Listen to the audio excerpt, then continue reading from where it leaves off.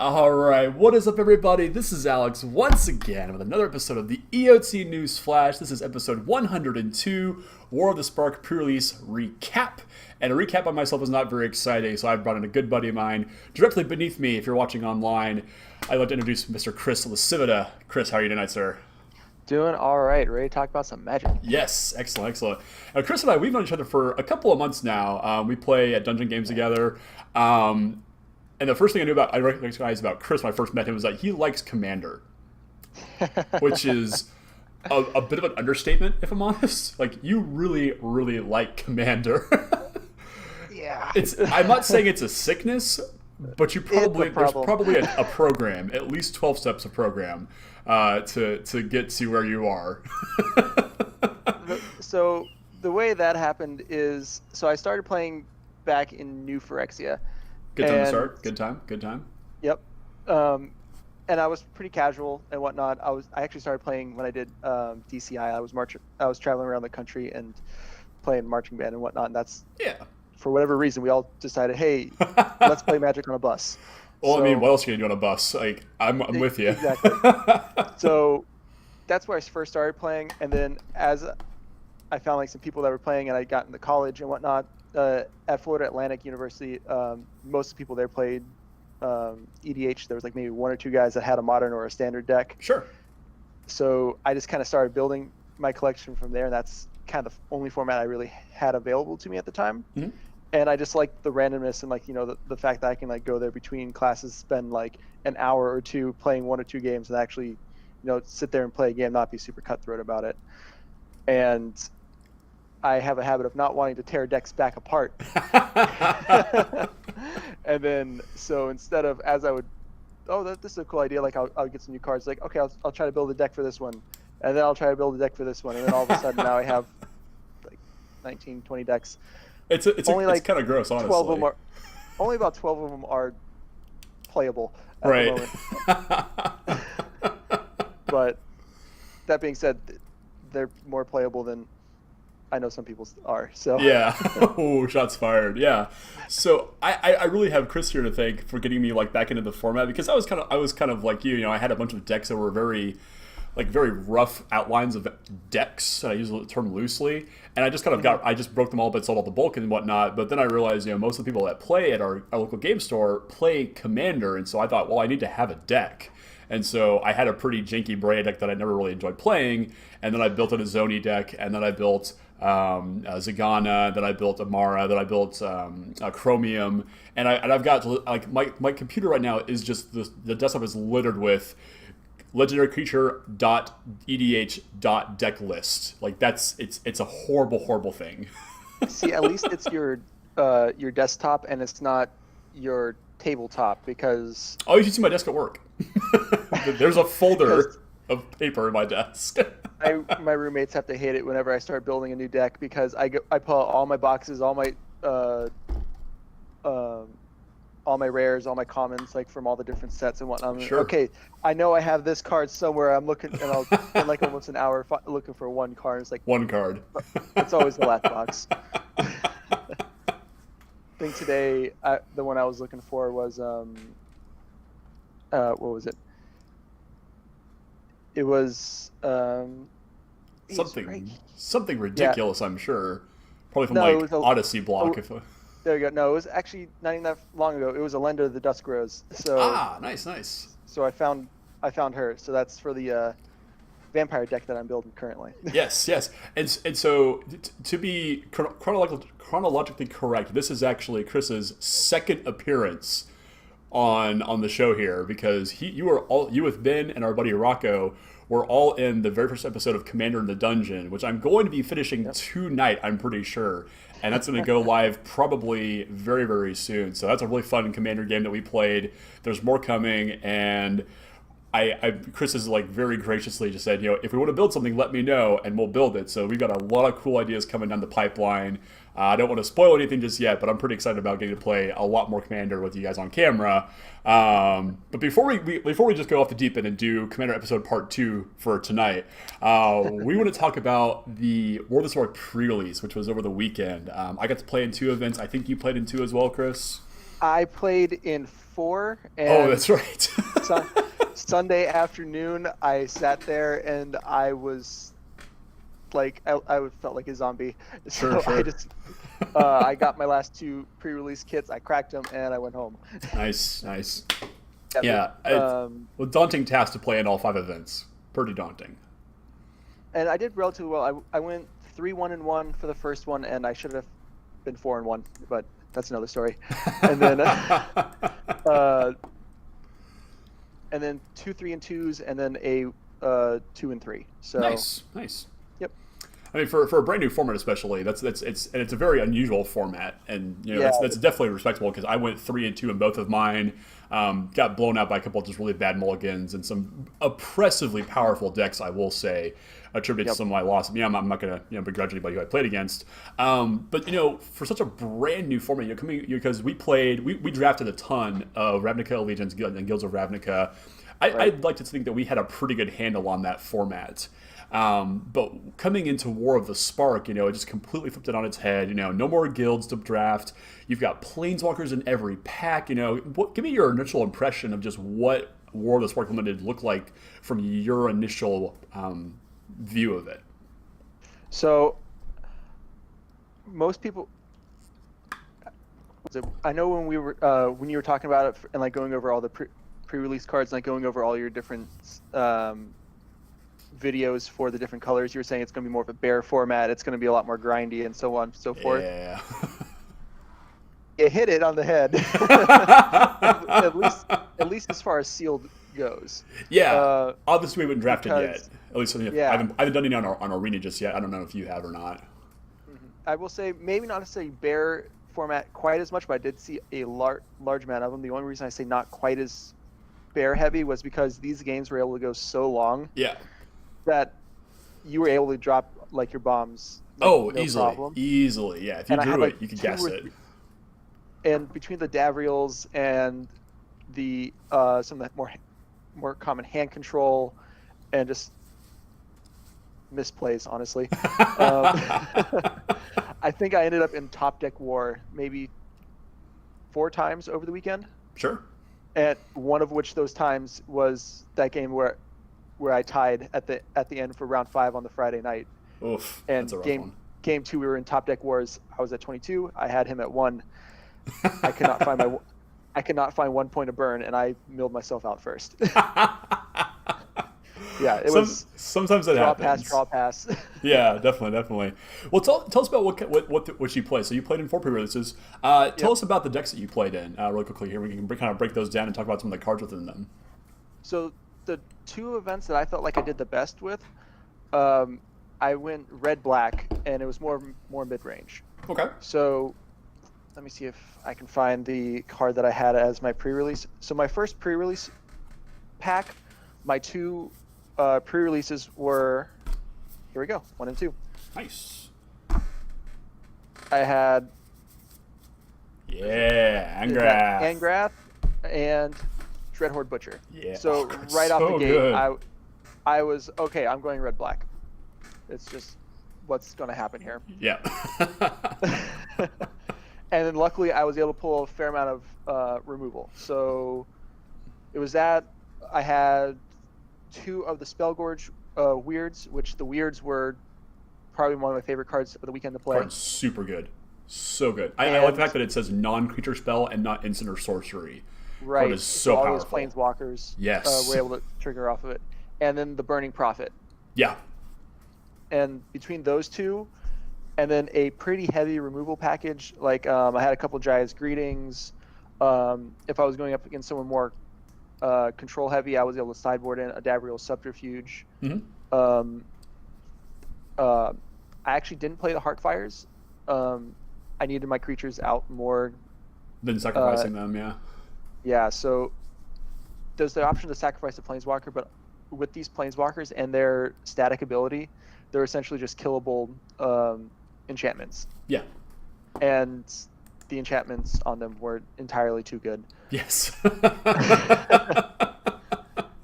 I saw a few games where where a Davriel actually just killed the opponent, or like they finally got rid of the Davriel, and then okay, well, here's another one. Yeah. Okay. And then there was a fair amount of edict effects, and actually returned to a instant speed edict effect with the Liliana's Triumph, and that card was great, and I love that card. So there was a few times I just hold on to that one, see if they cast the creature, and once I knew what creature they were casting, it was like, okay, yeah, that's the problem. Let's force them to get rid of this guy first, or see what other options there were. But yeah, the removal was key in that deck. So that was the thing. It was basically removal, and then use that removal to pump up your weirds, and then punch with the weirds. Nice. And then I actually had 2 Angraths in that first draft. So with Angrath, he was probably one of my other favorite cards of the weekend to play. Nice. Yeah. Yeah, you said you had 2 decks that you really thought you were really good this weekend. And the other one was another red-black deck, because the next day, first draft was also red-black. Pattern. It was not intentional. My first pack, I opened up Ilharg, and okay, there you go. Yeah. So it was basically, Ilharg stomped a lot of faces. Yeah. So what I was able to do with him is, as soon as I got him on the field, I had a couple of people who just go, oh. And if they weren't running black, and let's see, I couldn't find him, so I'm not. Is he a 6 power or is he a 5? He is a 6/5, I think. Let me see if I can. No, he's a 6/6. 6/6, yeah. So even better with him, it was that much harder to actually have him die to the Obnix's cruelty. Yeah, one of the key cards for killing most things in this set. Yeah. Exactly, and with that one actually being able to exile him as well. Yeah. But even then, oh no, that's right. With the God Text, this one exile still goes third from the bottom. Yeah. So there weren't a whole lot of counter spells. So the gods, there wasn't really that much of a way to get rid of them. Yeah. I had one of my gods got over the weekend got hit by a no escape, but it was just one. Yeah. And the next game I got him back out and proceeded to stomp all over them again. Yeah, as you do with a giant pig, as you do. Yeah. And with the pig, it was swing with the pig, drop down the Manticore, which amasses 2 on ETB. Card is real good. So there was one point I had 2 of those cards in hand, and so I just swung with the one, and then main 2 dropped the other one, and he's like, oh, okay. Next turn swing in with a 6/6, and then pump that 6 into a 8, I think. Sure. And so there was the 8, the pig, and the Manticore, and they were just like, okay. Yeah, I don't know what I do against that myself. Yeah. But those ones were probably my favorite ones. I was able to build a half-decent red-blue spell slinger deck as well. Definitely, again, with the removal heavy, and then the Drake, which whenever you cast your second spell, you get a 1/1 counter on him. Thunder Drake, just unreal this weekend. So good. Yes. He was another really fun card to play against, and one of the cards I hated playing against the most. Yeah. Because that 3 toughness and then immediately going up to 4, because so often you're so late in the games with these ones, as soon as you would cast one spell, you'd be able to cast 2 or 3 in a turn. Yeah. And then all of a sudden he's a 3/4, and that gets around most removal. Yeah, definitely. So tell me, so we talked about a couple cards that, obviously performed for you very well. Were there any cards that were in your decks that really just didn't cut it as well as you thought they would? Let's see here. Look at the. No, they were all good. That's what you tell me, Alex. They were all good cards. That'd be a lie, and you know it.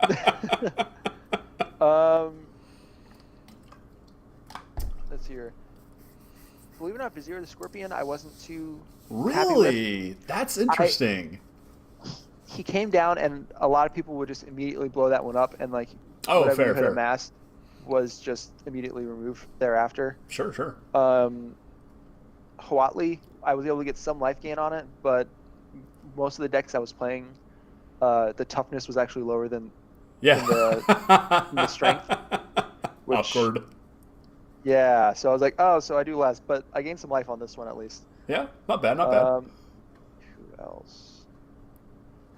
Yeah, Huatli was one of the ones when I faced against it. I was so underwhelmed. I just kind of looked at it and went, "That's fine. You just wasted your turn playing that effectively."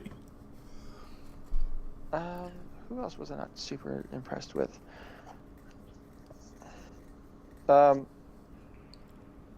And I had mixed feelings on Ugin's Conjurant. So I had him in a deck. Yeah. I took him out of a deck.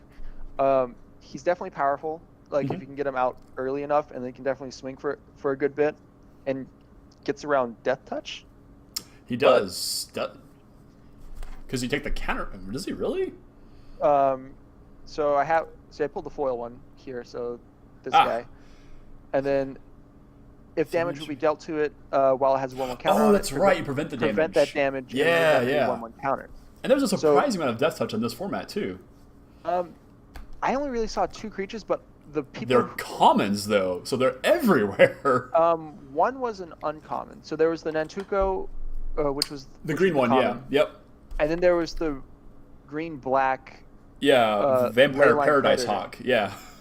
Which was just the oddest combinations of of abilities on a creature, but I hated playing against that guy.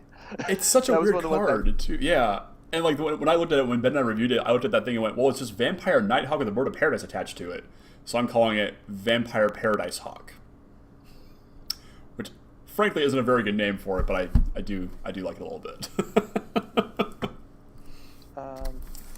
Cards I was underwhelmed with. I was pretty underwhelmed with the Grim Initiate, but I wasn't expecting much out of him. The 1/1, yeah. Yeah, the 1/1. The Rubble Belt Raiders, I was able to get in a couple decent attacks with, surprisingly, but I wasn't super happy or upset about it. I was kind of just meh with that one. Okay, sure. The 3-drop 0/4. Mm-hmm.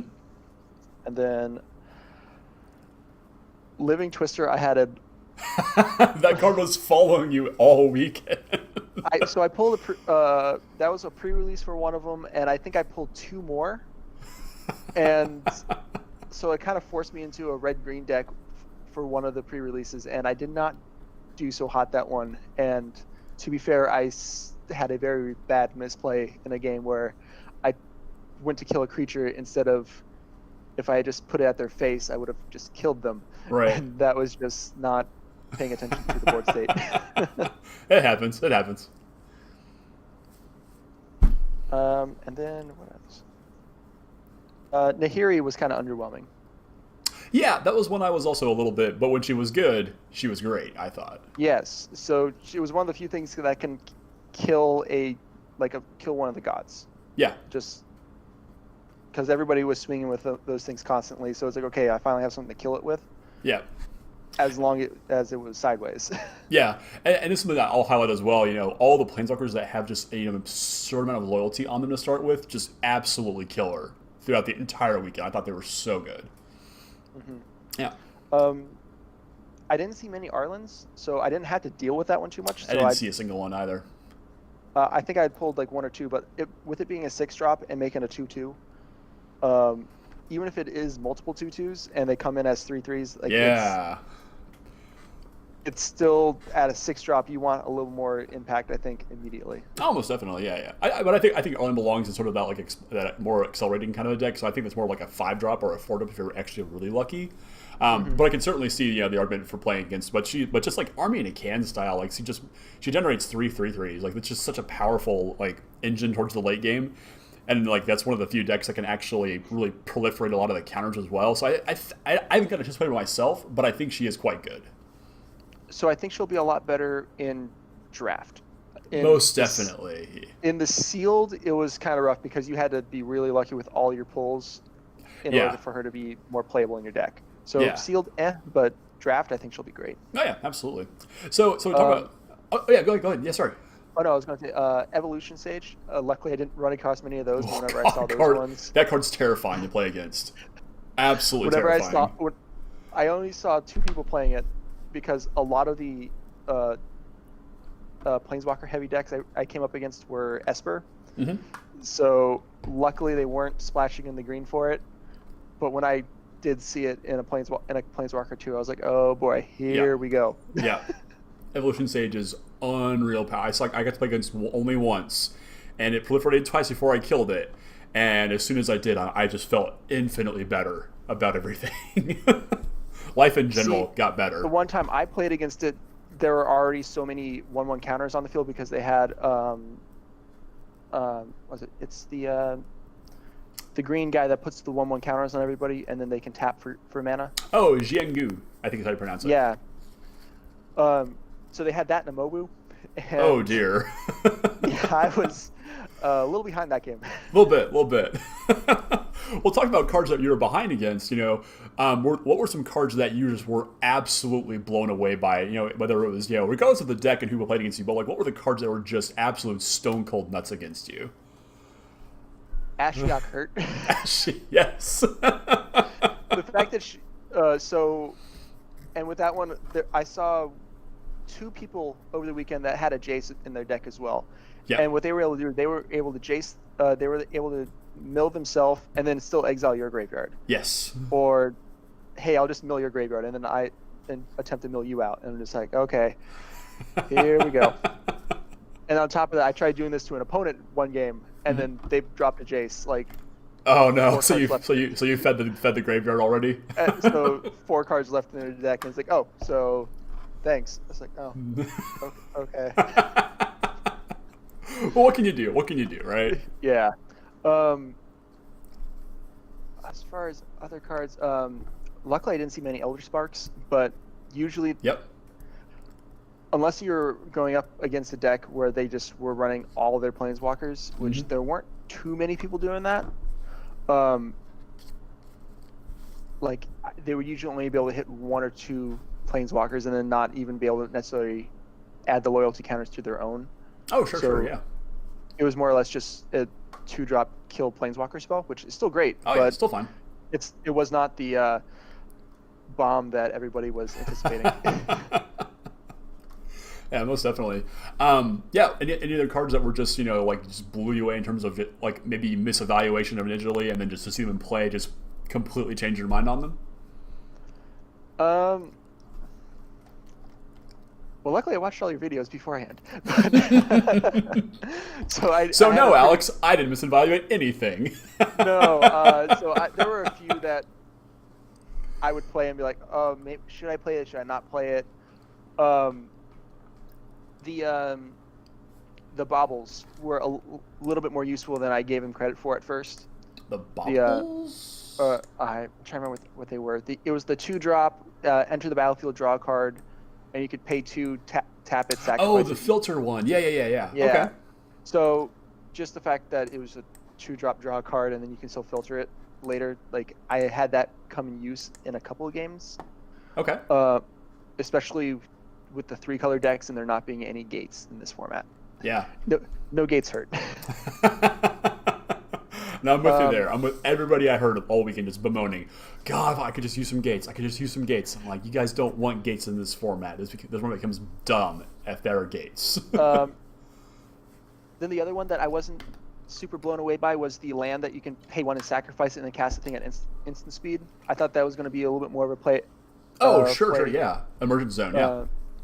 I thought that might be more of a, hey, I'm going to sneak in a big creature and punch you with it immediately, but didn't see that happen at all. And so many of these decks were so mana intensive that the only I saw one person trying to run a was it the one that turns into a 3/3, and then I saw a couple Karn's Bastions. The Karn's Bastions were actually good just because of the sheer amount of counters. Oh yeah, but absolutely. The Mobilized District and the Emergent Zone I wasn't super thrilled about. Okay, Either pulling them or going up against them. It was like, Yeah, I definitely think Emergent Zone is going to be more of a draft card, because of the nature of Sealed is just so volatile, and you really have no idea what you're actually going to be getting out of those cards. So I definitely think you're right about, I mean, and we'll touch on, the draft format here in a minute, but I definitely think just from, it's going to be so wildly different. And, I've read a couple articles already for some of the pros who had to do testing for the limited format. And my evaluation of where the color combinations all kind of stacked up was a bit off. So we'll definitely jump into that here in a little bit. But I definitely want to talk about my decks because I thought, much like you, my pre-release, I had some Your fun deck games. On Sunday was nuts. Like I was glad I did not have to go up against you. On Sunday. Yeah, so I'm going to pull up on my on the screen here if I can get it to look. There we go, nice and clean now. Yeah. So the deck I have on screen right now was my final build. When I first built the pool, It was no, so right now it's a Jeskai control deck. My first deck was a blue-white Flyers deck that was trash.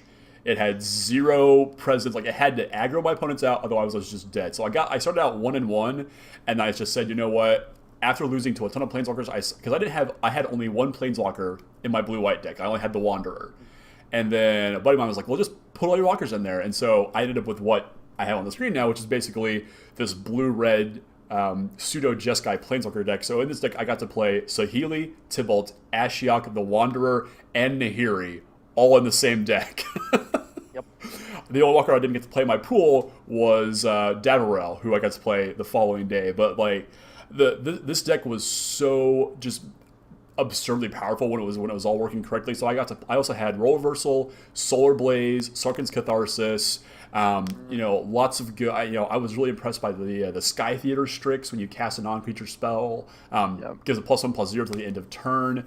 Casmina's Transmutation was nuts. Aven Eternal is probably the best blue common in the whole set.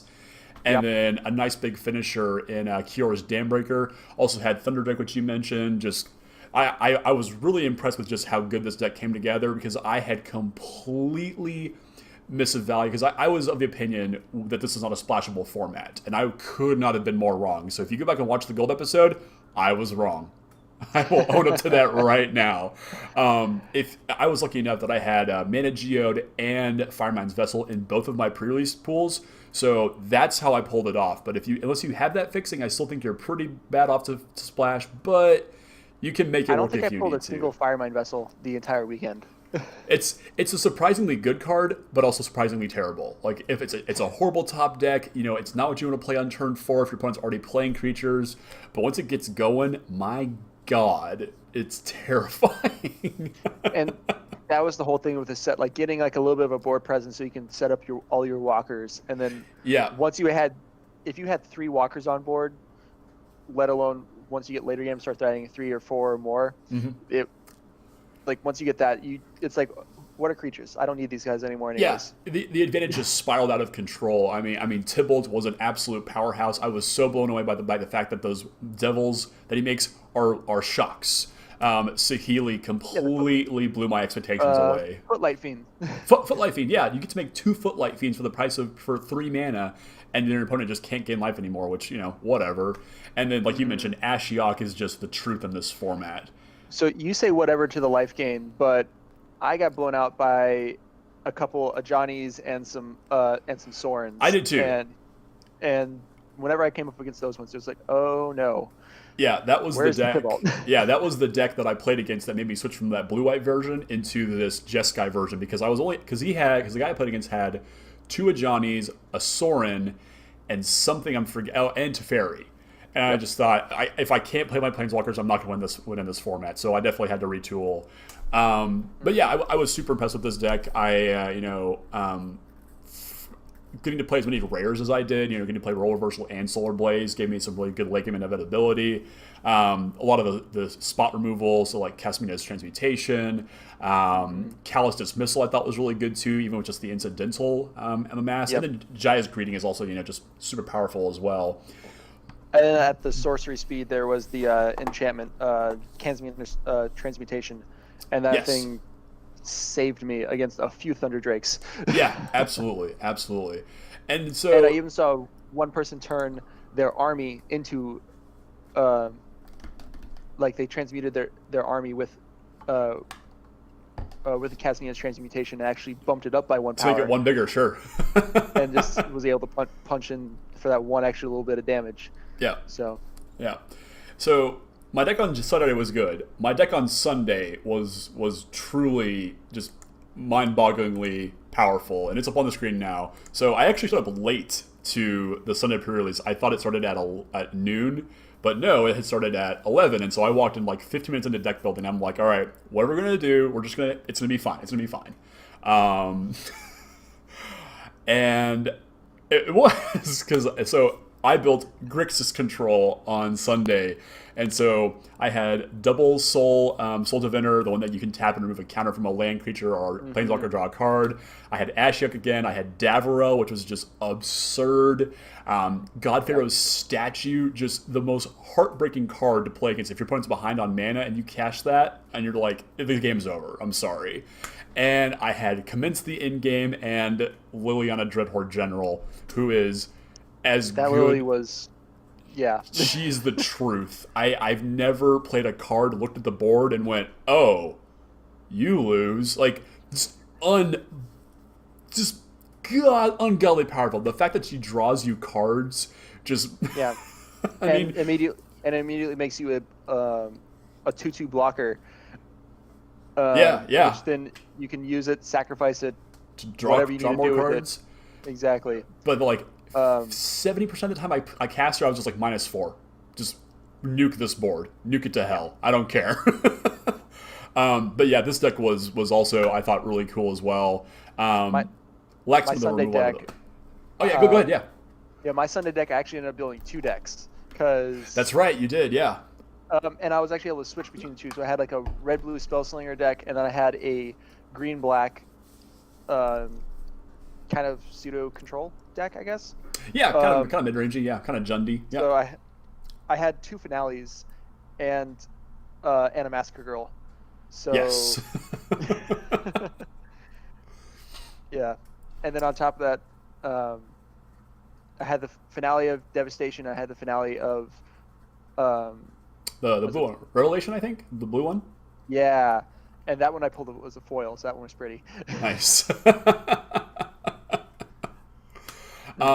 But yeah, like the decks that you can build in the sealed format are just absolutely wild. It's unfortunate that I don't know how much sealed you're actually gonna be able to play with this format, just because it's gonna be like draft from here on out. I guess you can really kind of flex your sealed muscles on Arena.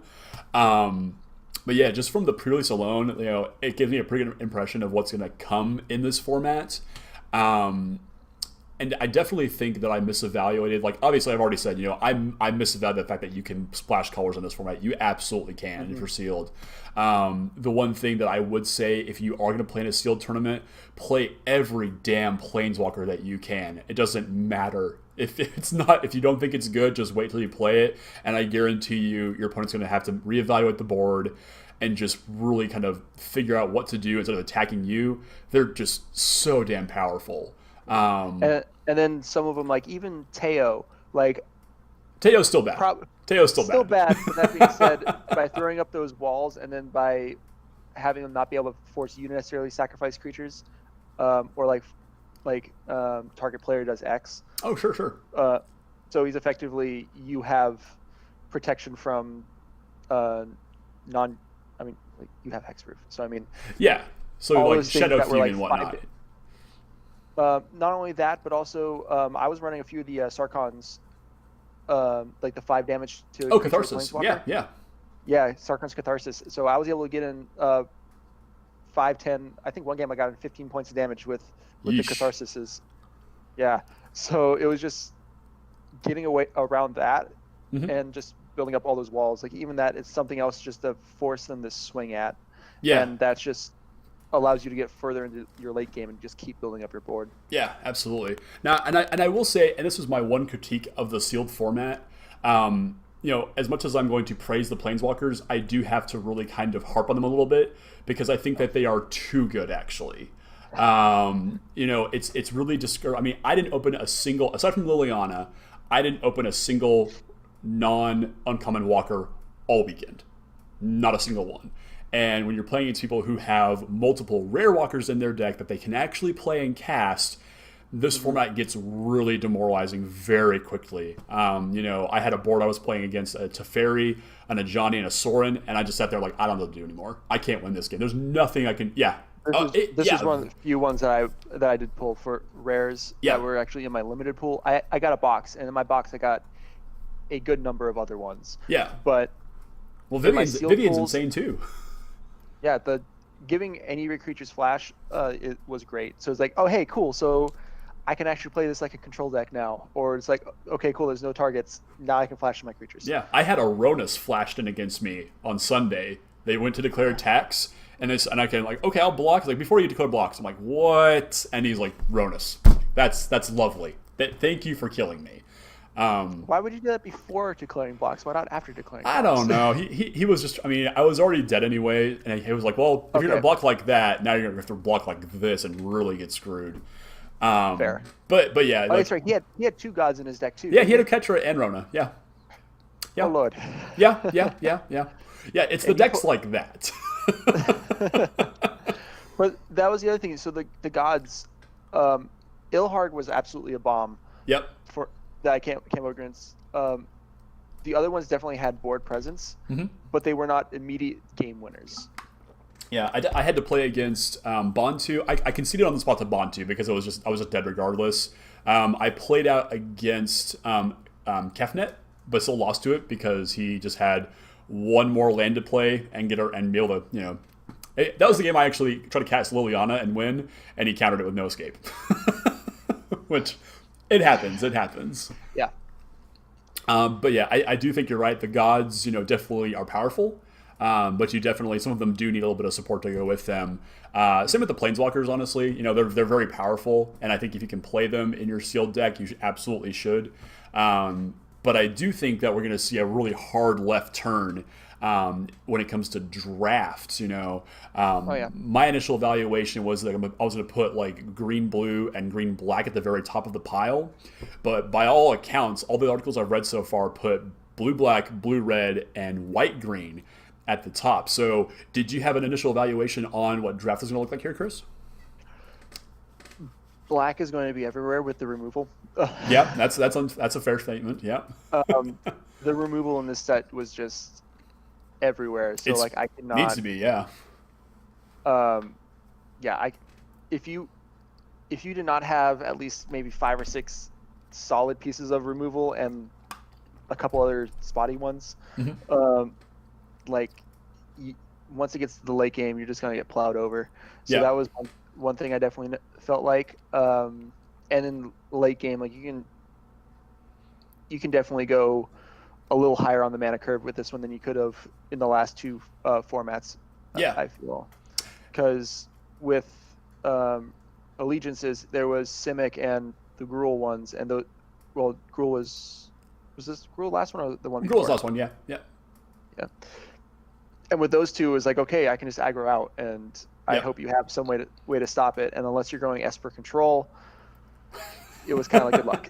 Yeah. And I know you went Esper Control probably about a month straight. It wasn't Esper Control. It was more like blue-white that splashed a couple black cards. I mean, my preferred deck in that format was Orzhov, because no one could pull the candle when I drafted Orzhov. Like, you guys just passed me everything. And then the red-black was just open, I feel like, for all of our drafts. Oh yeah, nobody liked to draft aggro decks in this format, and I think we'll see that again. And it's obviously different from store to store. There's different play styles, there's different levels of experience. So we're going to see a wild fluctuation of decks, I think, for the first couple of weeks until people start to figure this format out. But I definitely think that, with any draft format, obviously, preparation is key, and you will be rewarded if you are well prepared to play in a format. So I'm not using my experience in the pre-release and the sealed format to really direct that, but it does give me a pretty good sort of direction to start in, at least. Obviously bombs are bombs, Commence the end game's insane. Ashox is insane. There's obviously there are good cards in this format. But I definitely think that the notion of staying open for maybe as long as you can in draft might still hold true here. I don't know if I'm gonna be hard in on if I open up a good blue black card, I'm gonna just grit my teeth and just stay in on it. I'll definitely have to see how this format starts to shake out. Then a couple test drafts that look good, and you can splash maybe just a couple cards here and there. But it's definitely, you got to be in a green deck for that one otherwise. But I'm very excited to play this draft format, and my first draft of this format will actually be a 2-headed giant draft this weekend at Dungeon. So I'm pretty excited about that.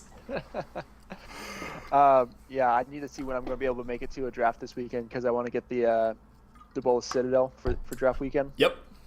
That one's hot. I think I pulled like 2 of them already, but I mean, I The- play so much EDH that it's perfectly playable. Yeah, yeah, and it's a hot promo too. It's real hot. In EDH, in draft, I saw that card, and even in decks where I was running heavy black, I just Oh, I don't think it's put it off playable. the I don't think it's sideboard. playable. It's not playable at all.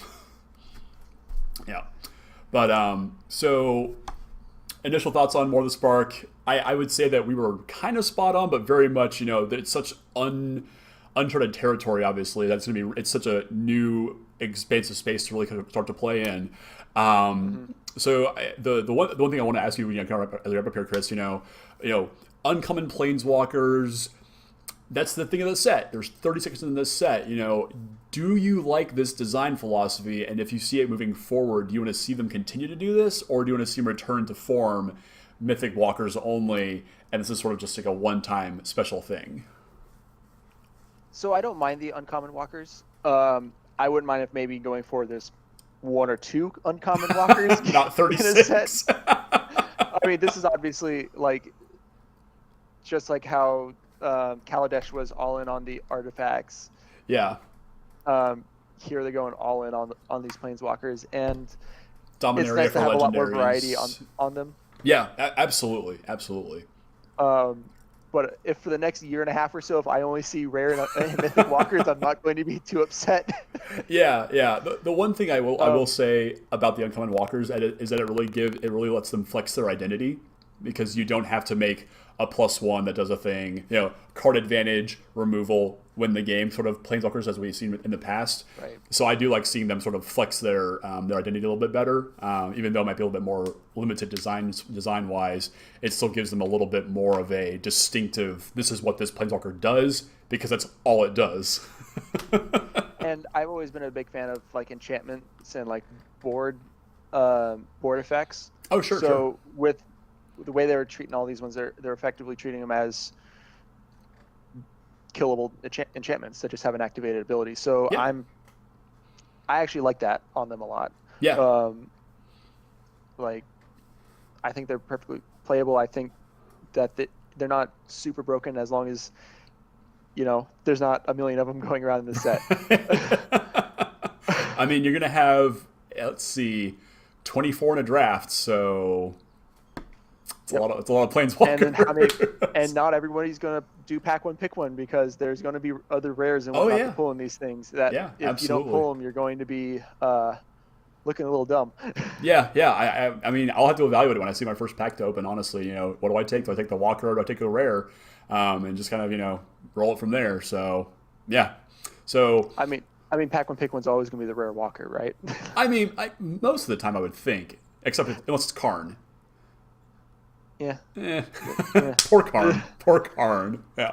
So he's still a great card, but just not in this format. Yeah, definitely not in this format. I saw a lot of people like pulling him as their promo for pre-release, and I just kind of thought, wow, it's a lot of work. It's worth a lot of money, but that you don't get to play it.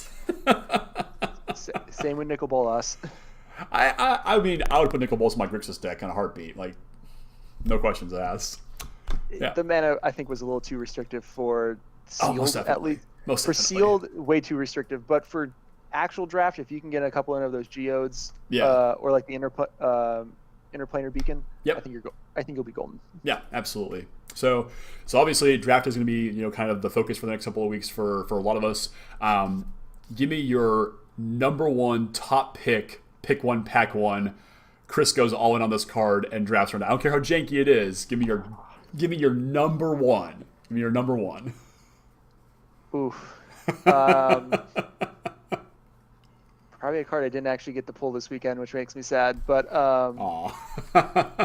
I would say Enter the God Eternals. Yeah. Yes. It does entirely too much, and it's just beautiful. Yeah, that was actually my pick as well. So I'm gonna go with Casualties of War, because I'm dying to get like the 5-for-1, I think. How many? Yeah, artifact, creature, enchantment, land, planeswalker. I mean, obviously I'm not gonna be able to do that more than likely, but like that's my one card I want to pull in this format and just like go ham with it. because I'm a mid-range player, control player at heart, and like just effects like that just like make me smile like a loon. So I will say my number two pick is the Dreadhorde Invasion, the 2-drop enchantment. Sure. Yeah, that one's pretty hot as well. And of course, I'll Halo Planeswalkers, but I mean, it's hard to narrow one down. But I think that's definitely mine right there. There's a couple other good ones that I'm just super hyped to play. This format's going to be awesome. You know, obviously, pre-release is just sort of wacky shenanigans for days, but draft is where the you separate the wheat from the chaff, so to speak, and we're gonna have some fun with this format, I think. So. Oh yeah. I've always been a fan of the more grindy formats. Anyways, I think they take a little more finesse. Yeah, a little more skill, a little more finesse, a little bit you know, more. I know what's going on and you don't, and that's better for me. Awesome. Well, I think that's about wrap it up for tonight. You know, we could probably talk about this format for hours, and I'm sure that we will online and offline, especially. So you're probably gonna be hearing from. Oh, you'll be hearing from me, obviously. Probably hearing from Chris very soon again. Always interesting, you know, to get his kind of perspective and see, you know, which cards might fit into an EDH stack. You know, we're doing more EDH gameplay as it is, so you're gonna be seeing a lot more Chris. So I promise more Chris. I will give you more Chris. I think for the next episode, I'm building three of the 4 decks for it. I think so. We won't say what we're going to do just yet, but get ready for that one. And of course, again, look out for the first episode of Commander in the Dungeon. It's going to be going up. I'm going to try and get it done tonight. I'm so close, and I'm getting real fast at the cut, edit. It might not be pretty, but it's pretty. But I think it's going to be an interesting first go at this ridiculous thing I'm working on. The end game got a little silly, so it did. Here's spoiler. Yeah, but... and thanks to Ben's slip on the life counter app, we actually goofed a little bit on the life totals. And anyway, you got me anyways. Yeah, let's not spoil anything too much. So okay, cut that out. Then. Yeah, it's fine. We'll sprinkle a little bit of spoiler in there for him. Yeah, minor spoilers are fine. No in-game spoilers. Yeah. Yeah, so big thank you to Chris for coming out and hanging out with us tonight. As always, don't forget to like, share, and subscribe to the video. Look out for more EOT News Flash next week. We're going to be talking about who knows what else is going to happen in the next couple of weeks.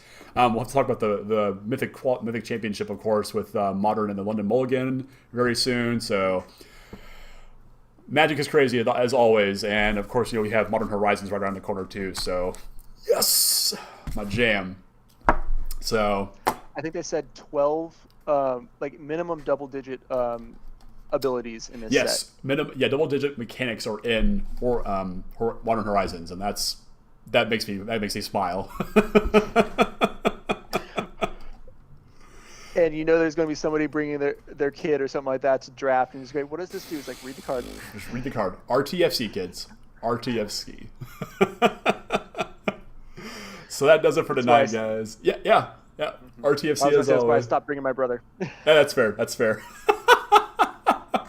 RTFC, kids, and I can't think of a better way to close it out for the night. So again, big thank you to Chris. Don't forget to like, share, and subscribe to the video. Let us know what you played at your pre-release. Were you blown about any Planeswalkers? What are you excited to play with in this set? And we'll be back for more next week with the EOT News Flash. Have a great night, everybody.